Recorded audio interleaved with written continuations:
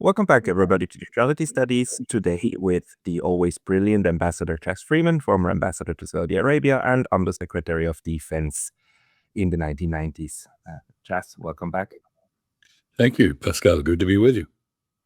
Chas, you have a unique ability to kind of distill the moments that we are in and kind of bring a bit of conceptual clarity. And I wanted to ask you to do that again for us now as we speak on my July 4th, your Independence Day, although at your end, it's still July the 3rd, 2026. What is your assessment, first and foremost, of West Asia? Where did 4 months of war with Iran leave the world?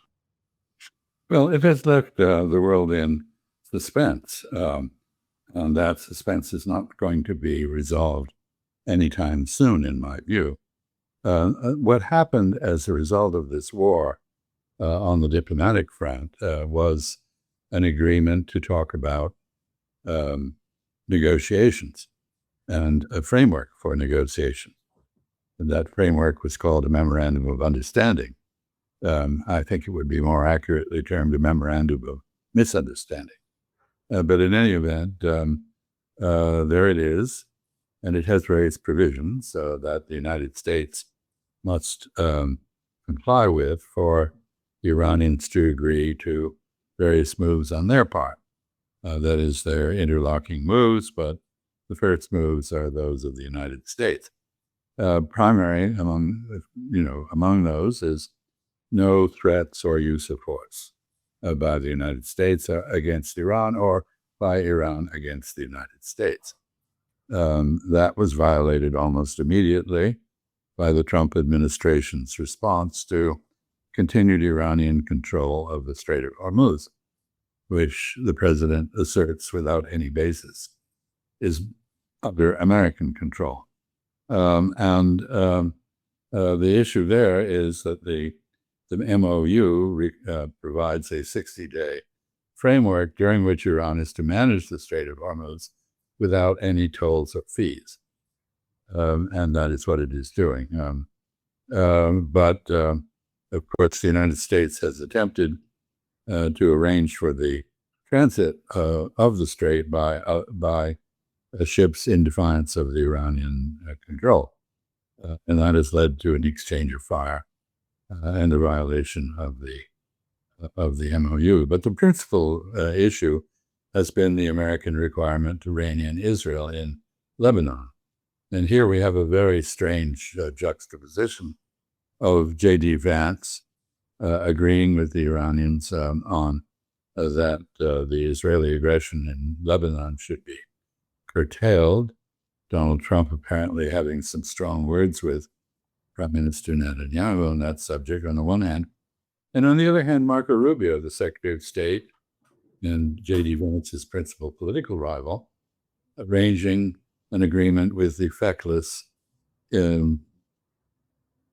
unauthoritative Lebanese government to perpetuate the Israeli occupation of Lebanon and to facilitate cooperation between Lebanon and Israel in the destruction of Hezbollah, which is the only effective force defending Lebanese sovereignty, since the Lebanese government does not do that. So we had a ceasefire between Lebanon, the Lebanese government, and Israel, two parties who were not firing at each other.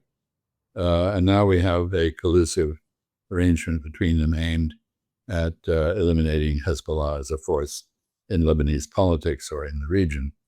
All of this doesn't work, and the leadership of Hezbollah has made it very clear that it sees this arrangement as entirely illegitimate, and it's joined in that judgment by many Lebanese, who I think will regard their current nominal leadership with the same affection that the French reserve for Marshal Pétain. This is essentially like the division of France into Vichy France and Nazi-occupied France. Nobody has any strong attachment anymore to Vichy.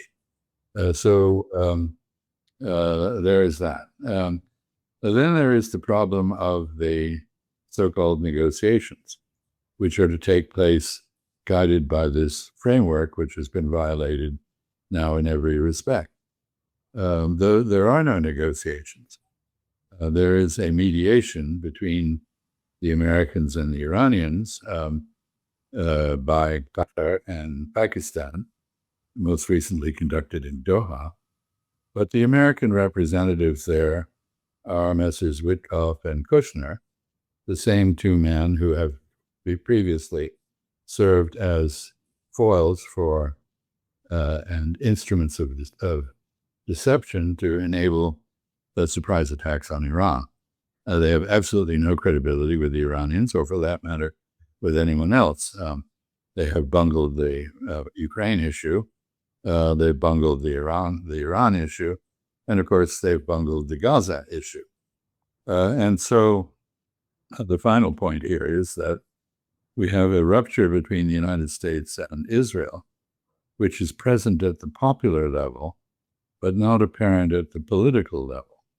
That is to say, the Israelis have made a bet that the Zionist lobby and its plutocratic donors, who have Donald Trump in thrall, will be able to prevent him from terminating support for their aggression in the region. And in fact, as we speak, they are doubling down on the genocide and the ethnic cleansing in Gaza.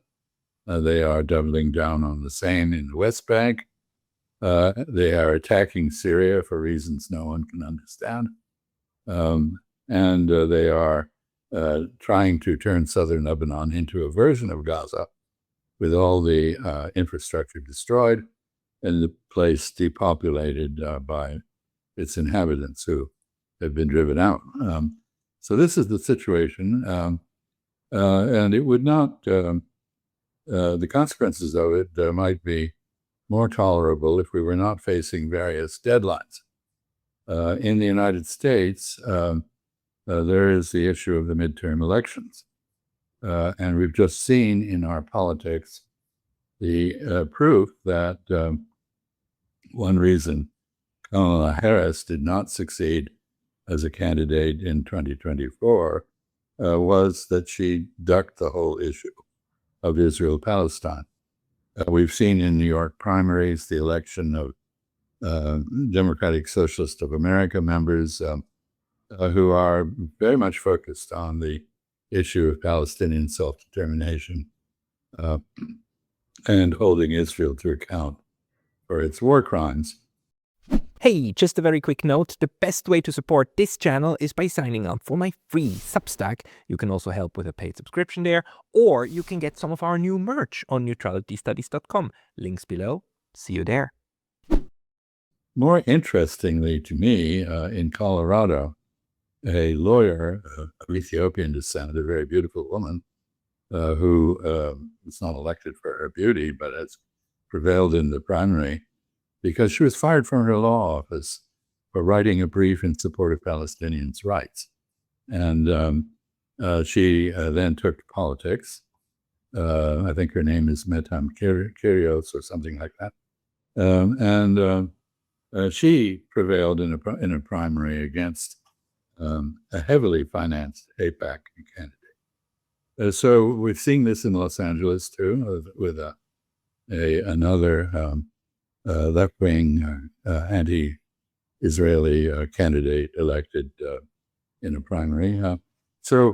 And in Washington, D.C., the same thing. The mayor, very likely the mayor, effectively the woman who is going to be elected mayor in a city that is overwhelmingly Democratic in its orientation, is very much in line with Mamdani in New York. So this is a fundamental rupture between the United States and Israel, not reflected by the political elite. And this is, of course, the same issue that brought Donald Trump to office, that bedevils European politics. In Europe, the issue is the unelected, unaccountable European Commission and its failure to take account of the attitudes of Europeans, the inability of your ordinary Europeans to feel that their voice counts for anything. This is a common problem now all through the West, and it is probably going to be a major factor in our midterm elections. I mean, not just the Israel-Palestine issue, where 80% of Democrats now want to punish Israel.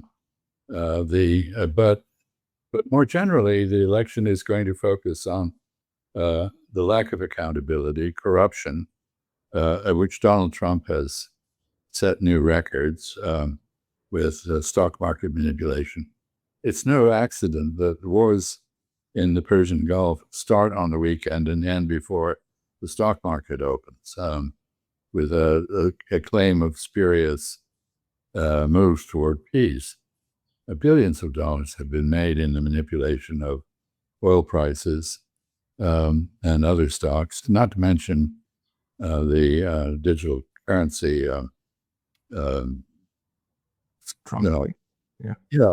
This issue. So I think we're seeing the corruption of American politics in part as a result of continuing ties to an Israel which has lost its conscience and moral standing. And the other issue, and I'll finish, is of course that the global economy is being held hostage.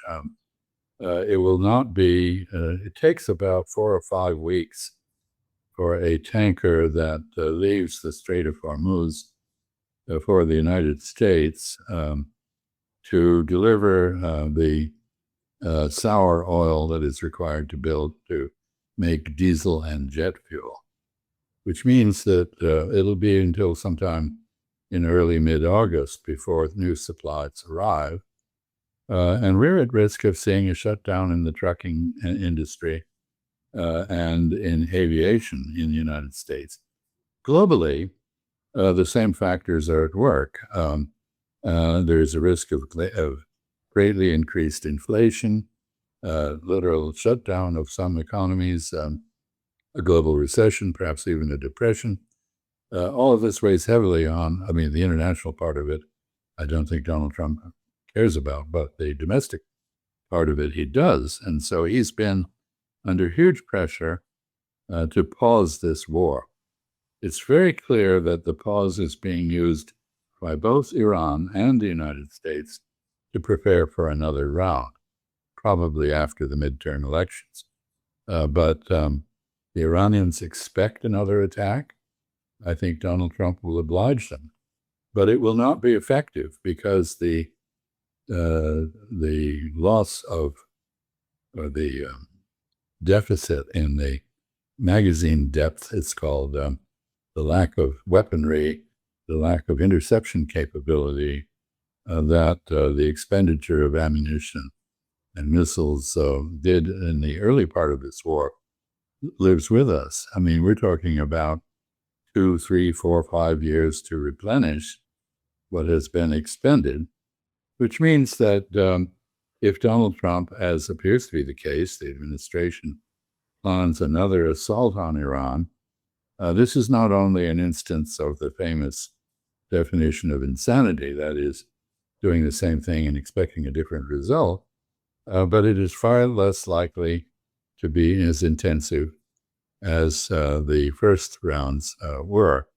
And the Iranians are actually in a better position with more retained ammunition, drones, missiles of one sort or another, safely stored, being rebuilt. So the next round, when and if it comes, is another instance of what I call fantasy foreign policy. That is to say, it can't have any chance of success.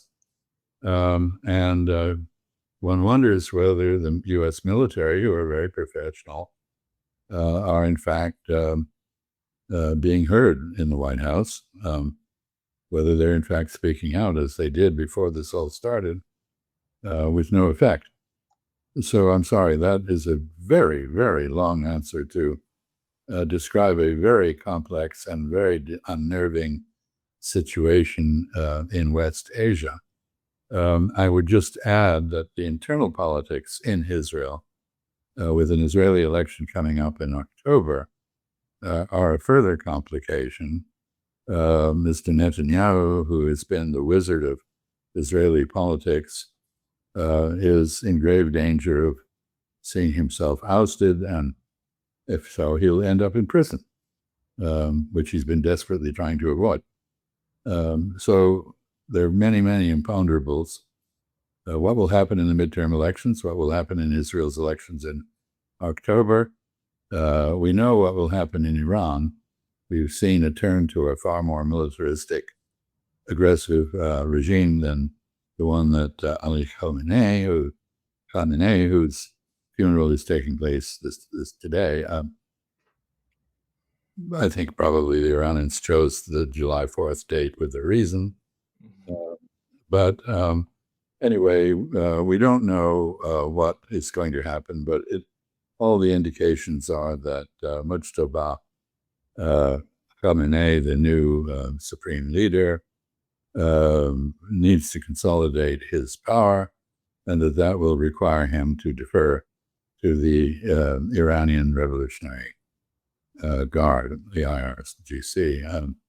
And so there you have it.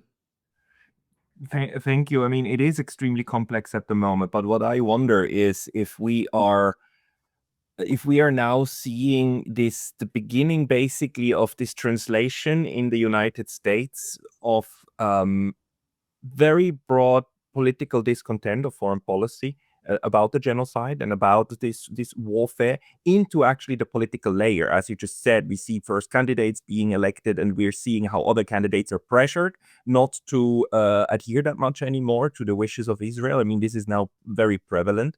I yesterday talked to a Syrian journalist in Lebanon who's telling me that actually you can feel at the moment on the ground that certain things are not going the Israeli way anymore. He thought Israel would start treating Beirut the way that they are treating Gaza, but they can't because the United States stands in the way. Is actually halting that in his analysis. So are we now seeing how also the having lost this round of the war, and most people agree this is just round number 2 or number 3 of more to follow later, but that it's actually now translating into actual changes of what is politically possible in West Asia. I think very clearly it is, and we can talk about the security architecture of West Asia if you want, the emerging security architecture, because I think it does represent quite a change from the past. But in the United States, it's very clear that the tide is against the Zionist lobby. And you see the two things. I mean, I've mentioned the various primary elections, which indicate that the problem is not limited to New York, and that it is a national trend affecting the West Coast, the Mountain States, and Washington, D.C. itself. But beyond that, you see this in the frantic activity of the Zionist lobby. The Ministry of Strategic Affairs in Israel, which is responsible for exculpatory propaganda, Hasbara, has greatly upped its expenditures in the United States. There's a huge surge of money. It's not doing any good. Basically, more and more candidates are running on the platform that they are not beholden to AIPAC or any other element of the Zionist lobby. And we see interesting contrasts. I'm in the state of New Hampshire, which is just to the south of Maine, where there's a very interesting candidate, Graham Plattner, who's attracted some attention internationally. He's a working class resident of Maine who has quite a turbulent past. He was in the military. He got some tattoos that he regrets getting. Young men do things like that. And he's apparently had fairly loose morals in terms of his relationship with women who aren't his wife. But all of this is set aside. And the interesting thing is his opponent, the incumbent Senator Collins, like the governor of Maine who opposed him in the beginning and dropped out, basically. They are getting big chunks of money from big donors, literally hundreds of thousands of dollars each time. He has only people, he's running on a platform financed by $5, $10, $20, $100 contributions. So he is really a representative of a populist reaction, paralleling, I think, the Trump reaction. As I say, Trump was, he of course was financed by Zionist plutocrats and other plutocrats, but he won because there was a populist upsurge of distress and reaction to the arrogance of the political elite and their indifference, to go back to the theme of the European Commission and so forth, their indifference to popular opinion. So yes, there is a real change going on. In Lebanon, Hezbollah has turned out to be fairly formidable on the battlefield. It has held its ground. It has inflicted serious casualties on the Israelis. It is clear that the United States is, in fact, withholding some support for Israel and restraining it, and particularly in terms of attacks on Dahiya, the suburban community in Beirut, which is overwhelmingly Shiite and therefore pro-Hezbollah. But, I would say that more generally, and to echo what I imagine the Syrian journalist told you, we're looking at a collapse of Israeli fortitude, resolve.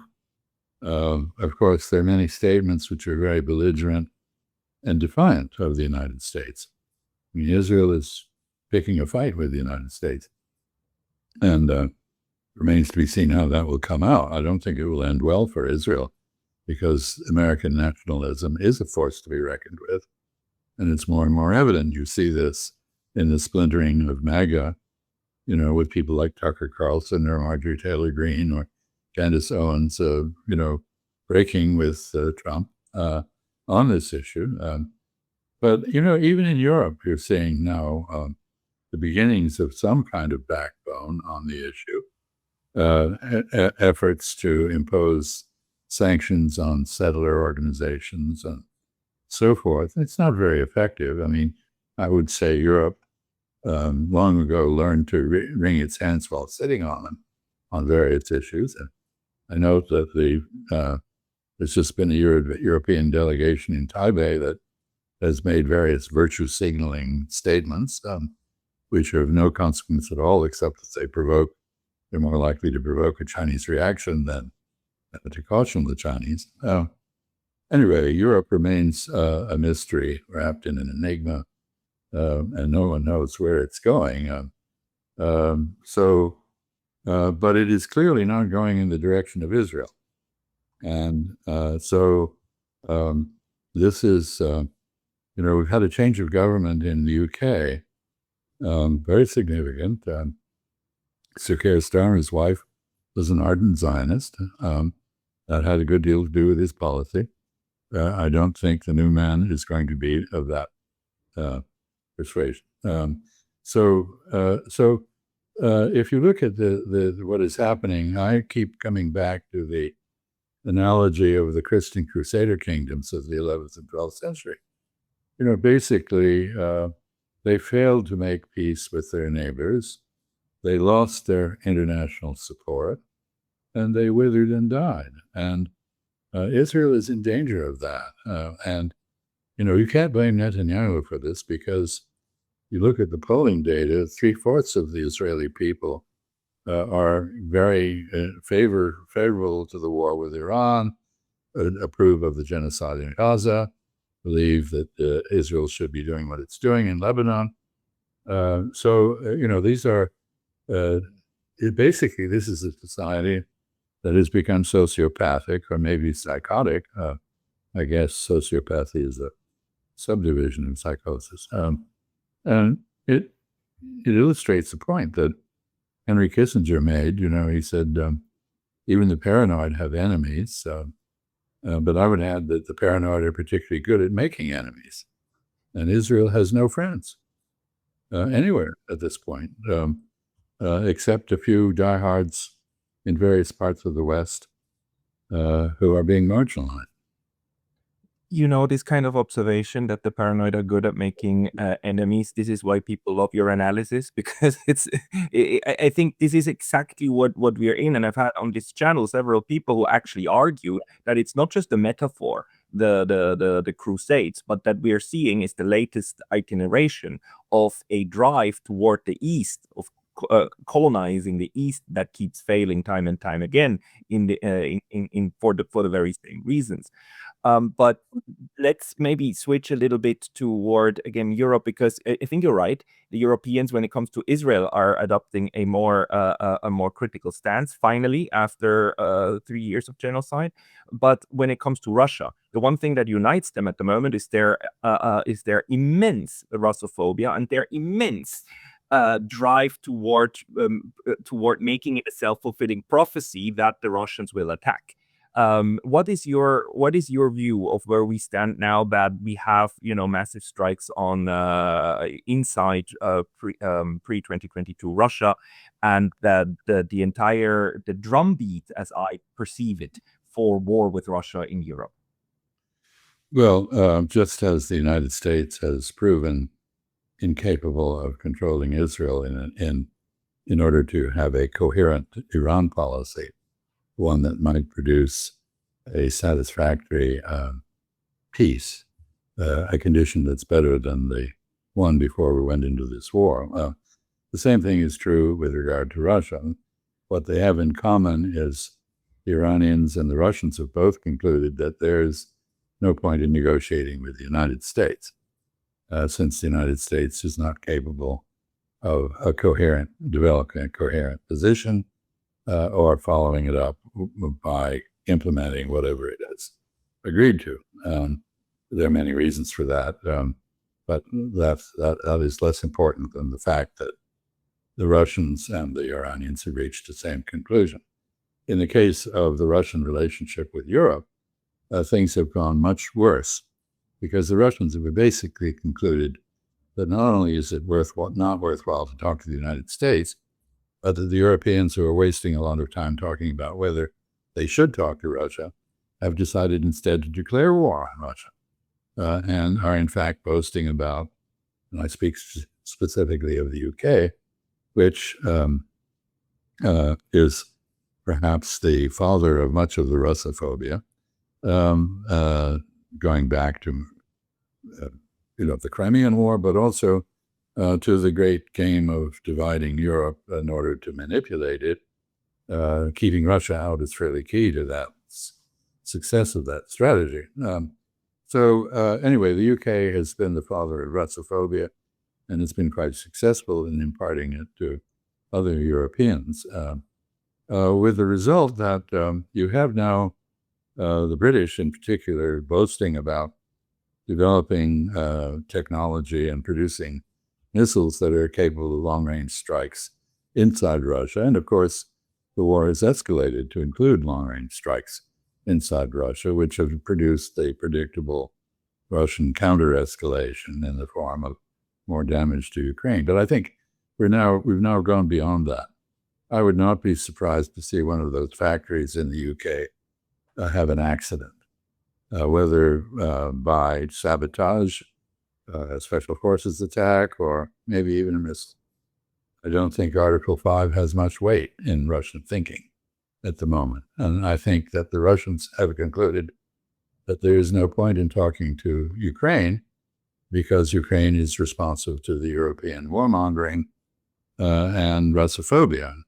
In fact, Ukraine is, of course, more Russophobe than anywhere else on earth, probably, including Poland.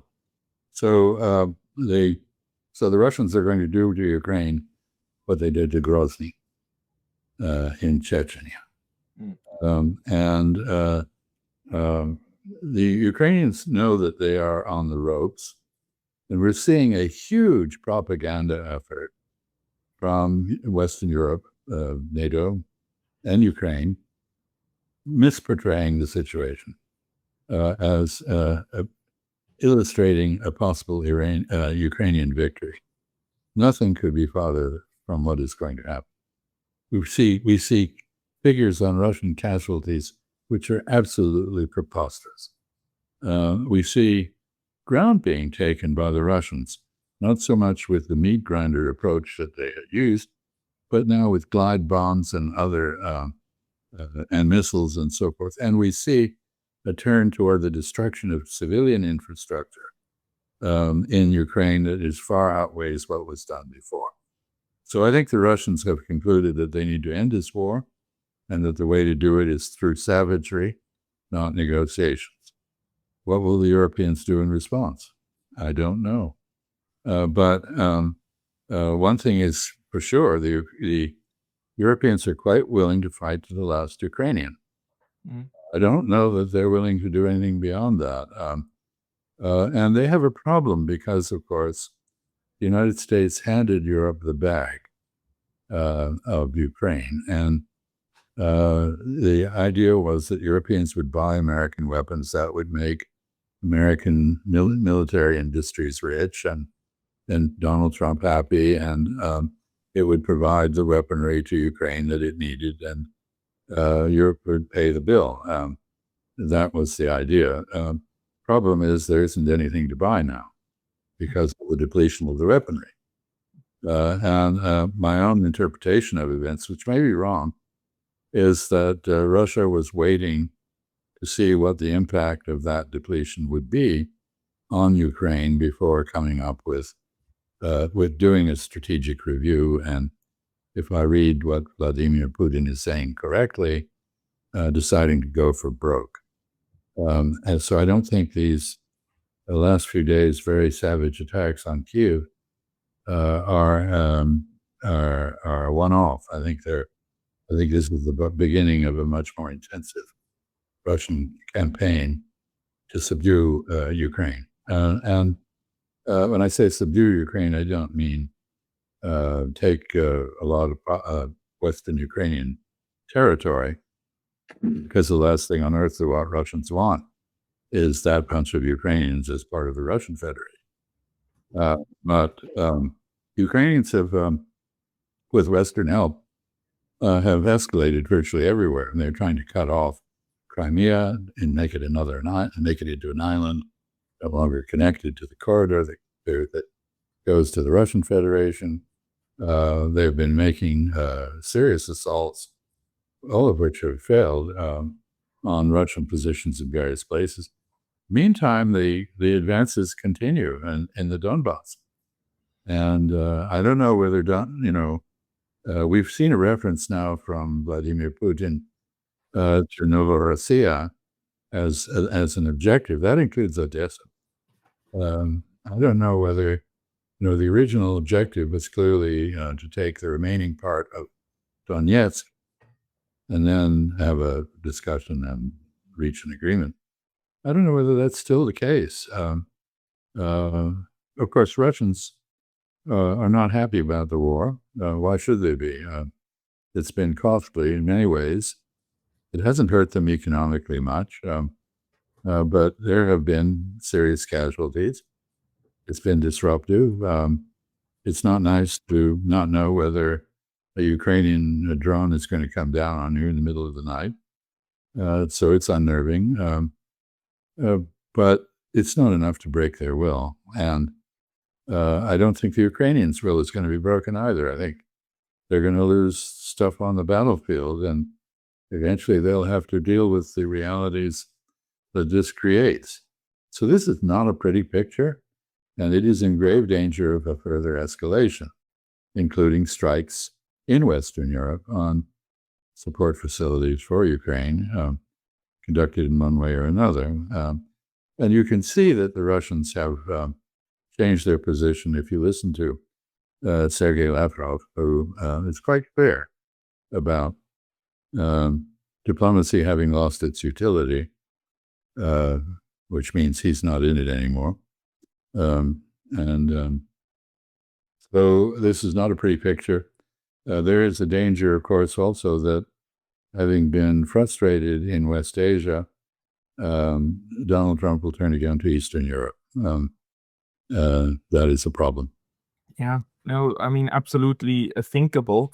The third scenario that's thinkable is what a couple of people have been also talking about, which is a third theater, East Asia, Taiwan. We've seen some drone shipments, or at least planned drone shipments to Taiwan. I personally think this is unlikely at the moment because it just seems quite stable, and there is this kind of status quo that I think is hard to disrupt. But the theater in Europe, of course, is exactly as you're laying it out. Very is still very ugly. But the one thing that he also said, there was this assumption, especially by the neocon corner, that again, US capacity, industrial capacity is infinite, weapons are infinite, all we need is orders on the books.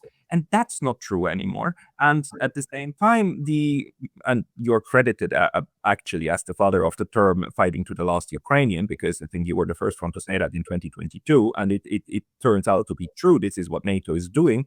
But the Ukrainians are now running out. So Europe needs to be at this point where they need to decide: do we really want to have an all-out war or not? And this is currently being kind of negotiated. And I wonder, what worries me the most is that what I hear from Russia is that they are now taking the Europeans serious when they say that. They used to say, like, they dismiss it when somebody said they want to break up Russia, but by now a lot of people are taking them serious and saying, look, these people are actually, they want to destroy us. So why should we wait with the war if they are telling us that it's gonna happen anyhow, that they're gonna make it happen anyhow? How do you see this structural element? Well, I think it's pathetic that when Antonio Costa advocates a dialogue with Russia, he's accused of some sort of treason. How on earth can you conduct a war without talking to the enemy or maintaining contact, if not overtly, at least through intelligence agencies? So I think the Europeans have no answer to their dilemmas. I think, there's really a grave danger of this getting out of control.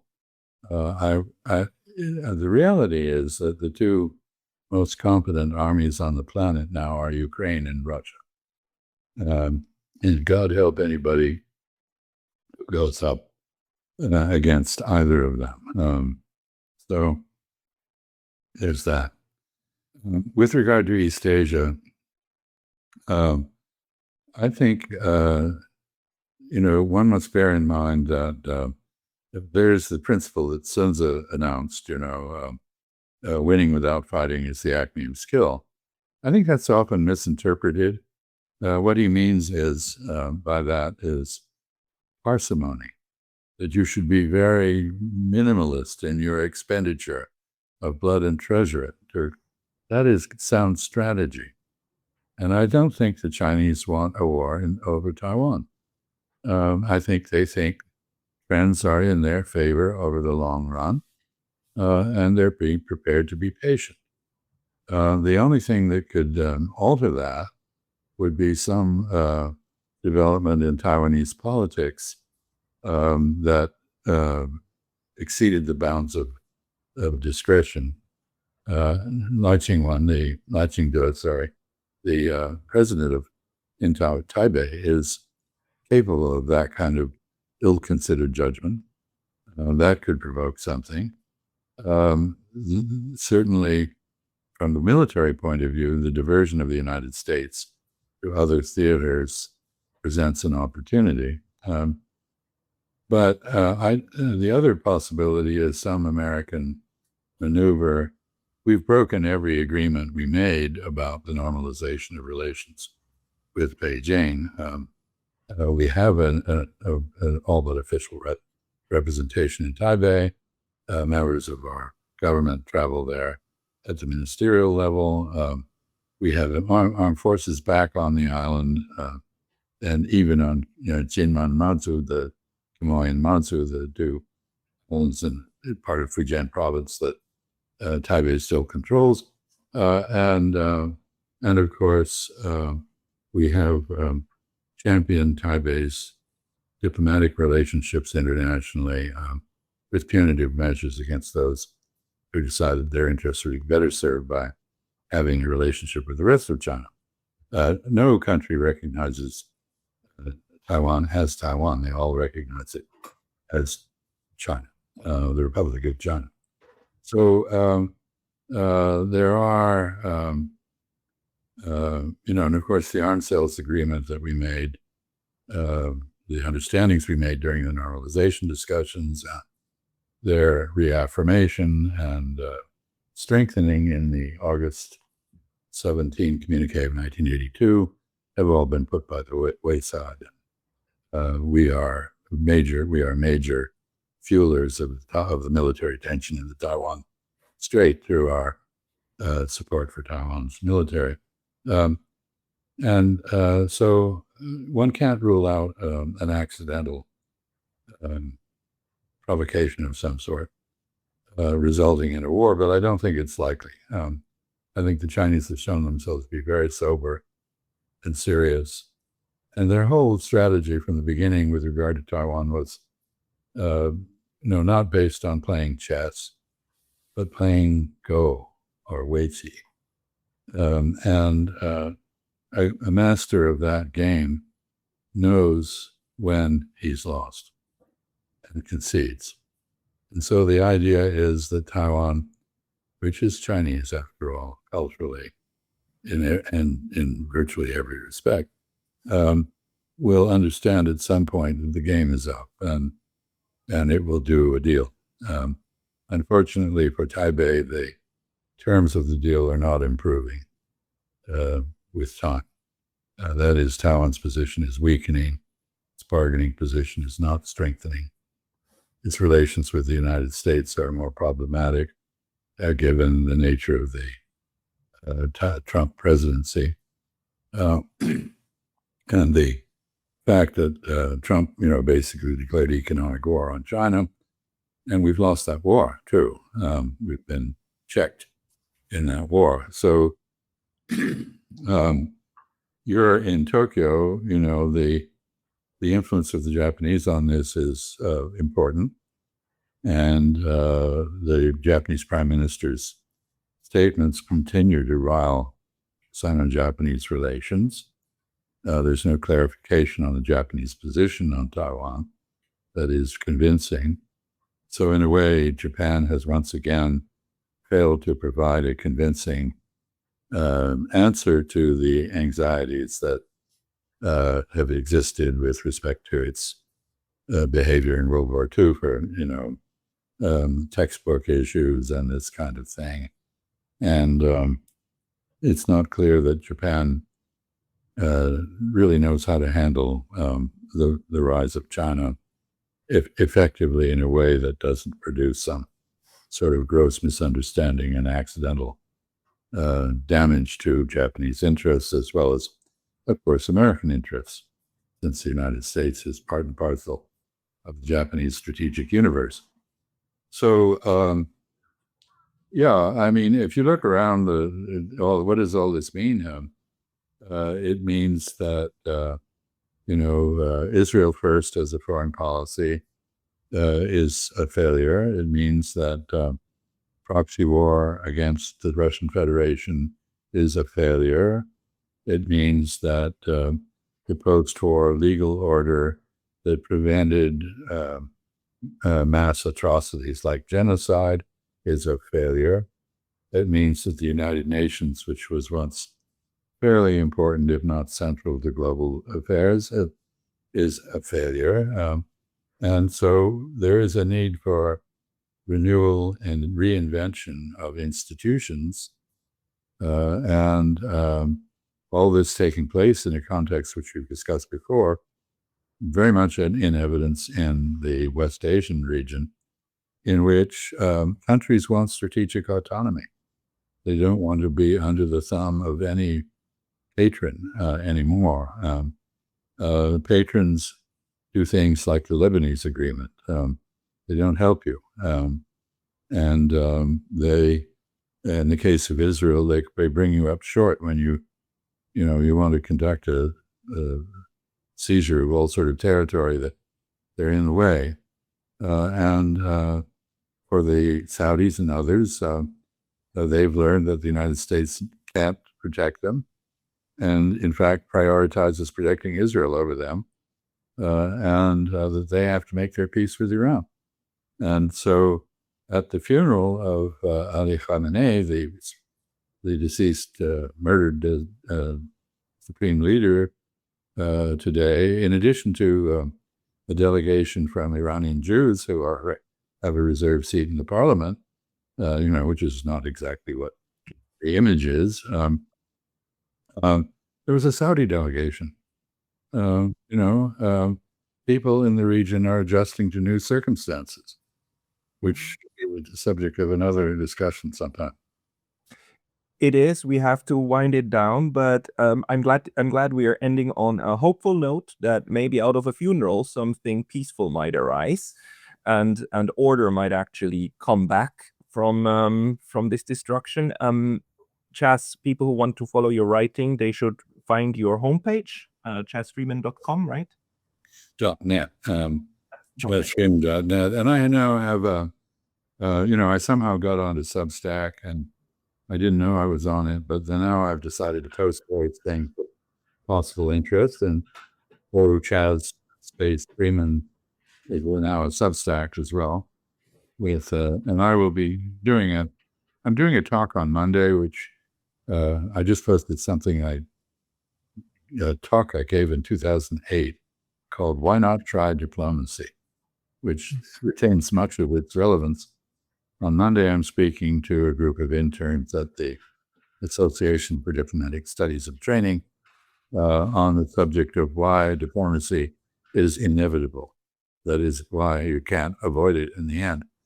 And then later in the week, I'll be giving a talk to the assembled Chinese, senior Chinese executive students at the University of Cambridge China Education Program, which will be, so all these things will go both in my website, which I apologize for. I did it myself, therefore it's crude, but it works, except for the link to emails, which I can't fix. And it will also go on the Substack, so if people are interested, they can see that. Thank you for mentioning that. Everybody, if you watched to this point of the interview, you really ought to go to Substack right now. Don't leave it for later. Subscribe to Ambassador Chas Freeman's list. You're going to get all of this into your email inbox. Substack is a wonderful way to stay in touch. Ambassador Chas Freeman, thank you so much for your time today. Thank you.